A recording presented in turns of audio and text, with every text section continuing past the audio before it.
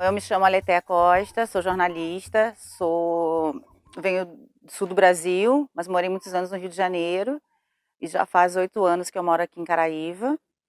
E eu sempre gostei muito de cinema, sempre fui uma apreciadora da sétima arte. E morando aqui eu tive a possibilidade de trabalhar, né, de reorganizar e reviver o Cineclube aqui em Caraíva. E depois de 3, 4 anos fazendo esse trabalho, surgiu a possibilidade de fazer o Cine 73, diante da necessidade que eu vinha percebendo aqui da região, de ter um festival em que a gente pudesse fazer uma amostra, né, de cinemas, de filmes regionais, de produção regional. A gente dividiu o Cine 73 em 3 setores, né, em três temáticas. A gente trabalhou com a comunidade tradicional, com povos indígenas e identidade negra. São três núcleos, né, muito fortes aqui nessa região do sul, extremo sul da Bahia. Paralelamente, a gente proporcionou para o público presente 2 oficinas, uma mais voltada para o público realmente do audiovisual, que era uma oficina de laboratório de roteiro, né, feita pelo André Castro. O André é aqui da região, ele é de Teixeira de Freitas.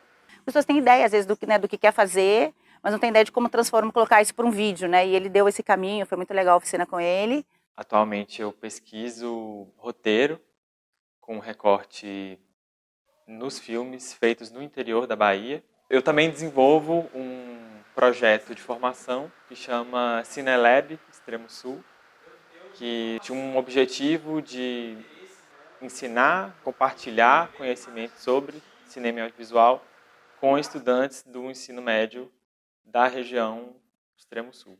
No Cine 73, eu realizei uma oficina, laboratório de roteiro. Ficamos muito na ideia inicial de roteiro, de trabalhar uma ideia, a ideia do início, trabalhar uma sinopse, uma storyline que traga algo forte, né, para te levar ao roteiro.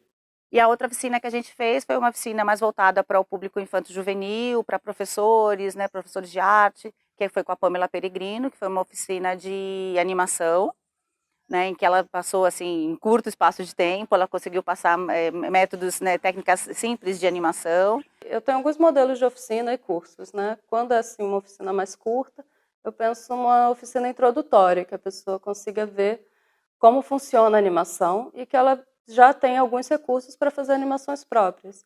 Então, conhecer um aplicativo que ela consegue fazer com um celular, a ideia básica da sequência de imagens, para você ter uma ilusão de movimento, né, o que é animação, e as diversas técnicas tradicionais de animação, que são todas quadro a quadro. Desenho, massinha, areia, recorte. A pessoa possa entender essas possibilidades e começar a experimentar a animação. Eu sou animadora, eu dou aula na Universidade Federal do Sul da Bahia, em Porto Seguro, moro em Porto Seguro, e fui convidada para participar do Cine 73, apresentando meu filme, o Eu Hei de Ossanha, O Segredo das Folhas, que é um filme de 2021, e fazer uma oficina de animação e também mediar um debate com Pedro Caribé sobre cinema negro baiano.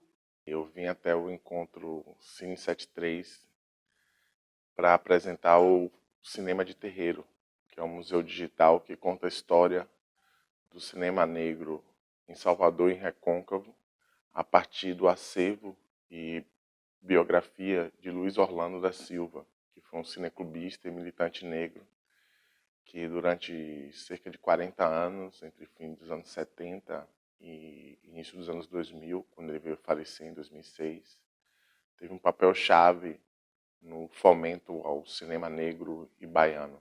Eu fiquei bem contente com o convite, né, de participar do Festival Cine 73, porque é uma forma de levar esse conhecimento do Museu Digital para outros lugares, assim, para outras pessoas.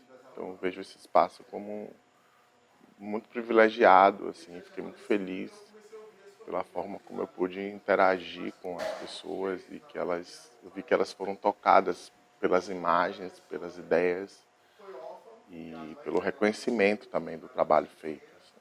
Não se trata só de falar de passado, mas saber o que nós queremos daqui para frente. Então acho que esse festival ele traz esse ganho, assim, uma projeção de futuro, uma expectativa interessante. Sou do bacharelado em antropologia da UFSB, né, que é a Universidade Federal do Sul da Bahia. faço também o doutorado na mesma instituição, só que no programa de pós-graduação em Estado e Sociedade, né? E tenho esse trabalho na área da antropologia, que envolve muito o cinema, antropologia visual, né? No campo da etnografia, dos trabalhos de pesquisa que eu faço, e acabo convertendo esses trabalhos, de certa forma, na linguagem audiovisual e também utilizando essa linguagem, né, do audiovisual como uma ferramenta também de registro, né, das memórias, né, um trabalho de campo, de pesquisa. Ao invés do papel, eu prefiro usar a câmera, né? É um pouco esse contexto assim que surgiu o filme, né? Memórias do Fogo de 1951. Ele fala sobre um massacre, né, que aconteceu aqui na aldeia de Barra Velha, aqui em Porto Seguro, né? Nesse território onde a gente está nesse momento agora aqui, onde acontece esse evento, né? Esse massacre aconteceu em 1951. A polícia invadiu a aldeia e ateou fogo, né, em todas as casas, perseguiu os moradores. Houve relatos de assassinatos, estupros de mulheres, né, uma série de violações assim. E isso foi um trauma, né? Ainda hoje é um trauma muito grande para o povo pataxó. Eu acabo fazendo do cinema uma ferramenta de luta em prol das causas dos povos indígenas, que diuturnamente saem dos seus territórios, vão a Brasília reivindicar por seus direitos, né? Porque o fato de nós termos os nossos direitos não quer dizer que eles estão garantidos para sempre, né? A gente tem que estar lutando todos os dias para que esses direitos que já são garantidos não se percam. E o cinema é uma ferramenta muito importante nesse sentido. Eu acabo fazendo esse papel de relações públicas, digamos assim, traduzindo para os merrim, para os parentes, né, o que acontece nesses espaços de poder, nesses espaços de decisão, e traduzindo para os cupém, os não indígenas, o que está acontecendo nos territórios, né, fazendo essa interseção. E o Levante pela Terra é isso. É um grito de resistência que vem para dizer: acorda, levanta, sai de onde você está, vamos lutar. Você que é indígena não pode ficar parado. A gente sabe muito bem o que é resistir há 523 anos nesse país, né? Mas também despertar esse movimento nas pessoas não indígenas e que são nossos aliados, né? Reflorestar consciências e dizer que lutar pela terra, lutar pela preservação do planeta é um papel de todos e de cada um. O Festival Cine 73 teve a possibilidade de trazer esse ano um cineasta de renome nacional, que foi o caso da Laís Bozansky. A gente exibiu aqui o filme A Viagem de Pedro, é um longa-metragem dela com temática histórica, foi o primeiro longa-metragem dela com essa temática histórica. Eu recebi muito feedback bacana nos dias que se passaram do festival, com pessoas realmente comentando o quanto foi importante, né, poder debater esse filme e ter a presença de uma cineasta assim, de renome nacional aqui, com todo o histórico da Laís, foi assim, sensacional, foi incrível.